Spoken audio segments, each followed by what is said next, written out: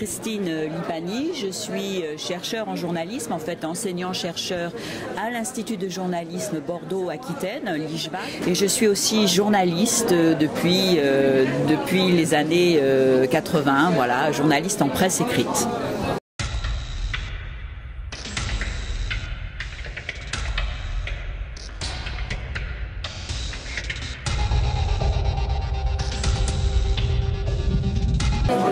Alors, moi, en tant que chercheur, j'ai beaucoup travaillé sur les modèles économiques des médias et sur la gouvernance des entreprises de presse.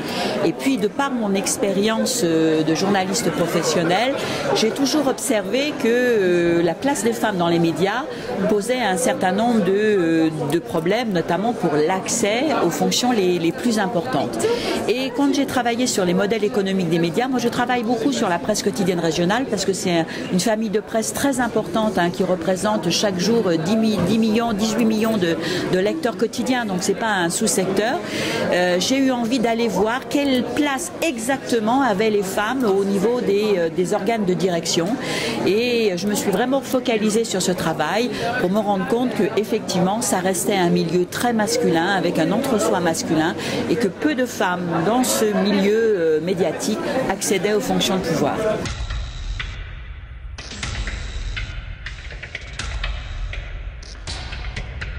Je ne pense pas que c'est une peur des femmes. Les femmes n'ont pas peur. Elles ont autant d'ambition professionnelle que les hommes. Comme je l'ai dit, je pense que c'est un secteur de la presse qui a une identité masculine très marquée. Donc il y a un entre-soi masculin. Je pense qu'il y a des procédures de nomination qui sont très fermées, très masculines, et qu'il y a encore des réflexes très mâles dominants qui persistent, qui fait que le nom des femmes pour ces postes importants ne vient pas forcément en premier parce que les hommes ont un peu tendance à se nommer entre eux.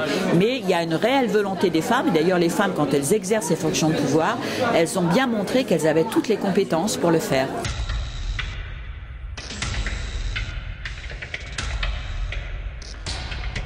Alors déjà, il faut le dire, moi je crois que toutes les études scientifiques, mais aussi les études, les sondages qui montrent l'invisibilité des femmes, qui montrent l'absence des femmes dans ces fonctions de direction, et ben ça permet de montrer, comme le dit Marlène Coulon-Gully, il y a une différence entre l'égalité ressentie et l'égalité réelle. C'est pas parce qu'on voit des femmes que les femmes sont présentes, il faut compter, il faut avoir des chiffres, avoir des études. Ça c'est la première étape pour introduire les conditions du changement. Je pense qu'il faut que les procédures de nomination soient beaucoup plus transparentes, et je pense que dans les écoles de journalisme, il faut sensibiliser les jeunes générations à toutes ces questions.